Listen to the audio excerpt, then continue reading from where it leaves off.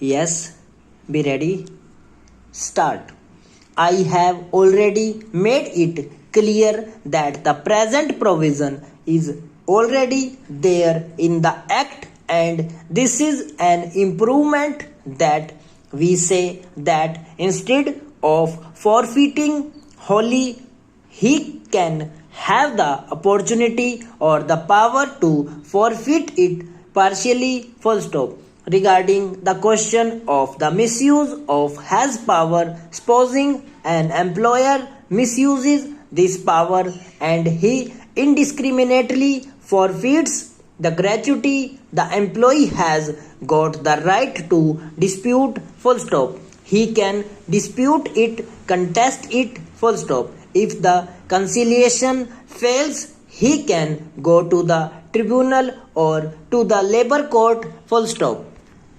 The labor court are presided over by judicial officers. Full stop. Whatever the labor court decides is binding on both the employees and the employers. Full stop. Therefore, it is not correct to say that this power of partial forfeiture will be misused. Full stop.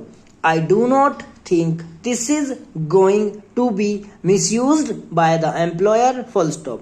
I feel that there are sufficient opportunities which are open to the employee to challenge such a misuse exercised by the management. Full stop. So it is definitely an improvement on the existing provision of the Act. Full stop. Next stanza. Some honorable members expressed the opinion that excessive time is taken in making the payment of gratuity. It is not being paid promptly. I want to make it clear that the rules relating to the payment of gratuity already provided that an employee shall apply for payment of gratuity within 30 days from the date of gratuity becomes payable, and the employer has to make the payment within 30 days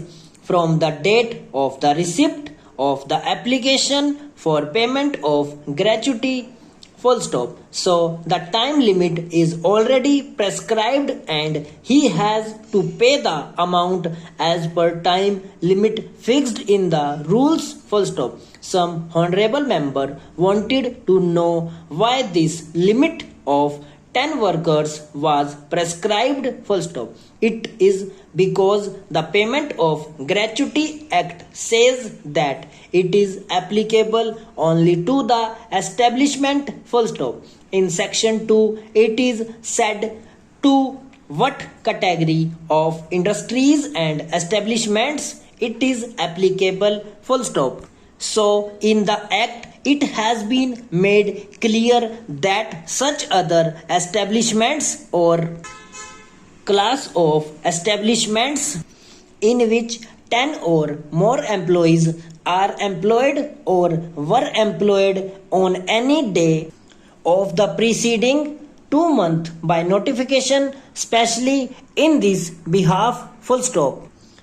Next stanza. It is applicable only to the establishments where the workers are 10 or more. Full stop. Now the question is why it should not be made applicable to all the establishments irrespective of the number of workers? Question mark.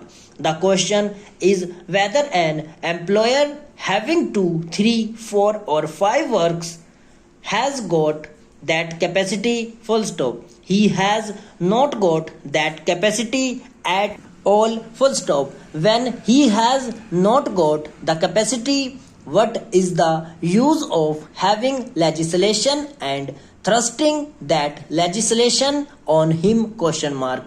Therefore, what we felt that so far as this legislation is concerned, it should be made applicable only to bigger establishments which can employ at least 10 or more workers. Full stop. Then I want to tell the honorable members that government has got the powers to extend this act to other establishments also.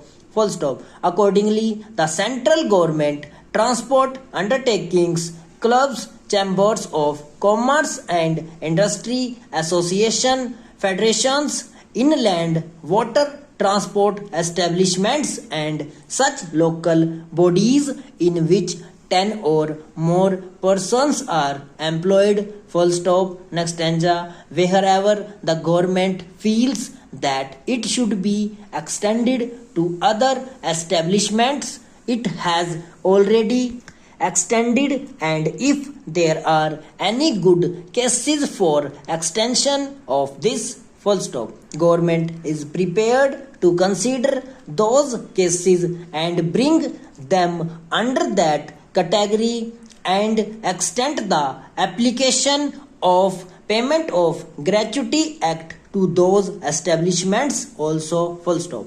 Now we have come to the conclusion that it is necessary to amend the definition of continuous service under the Industrial Disputes Act also. Full stop. It is similar thereto. Full stop. However, it has become necessary to amend the definition of continuous service in the Payment of Gratuity Act because of the judgment of the Supreme Court.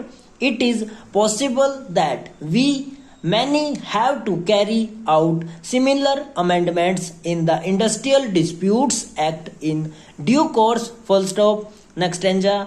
Why we have brought this measure, you will agree, is that because the Supreme Court had said in its judgment that unless he has put in 240 days of continuous service, he will not be considered to be in service and will not be entitled to gratuity. Full stop. What we have said is for the definition of continuous service, he will be considered to be in continuous service.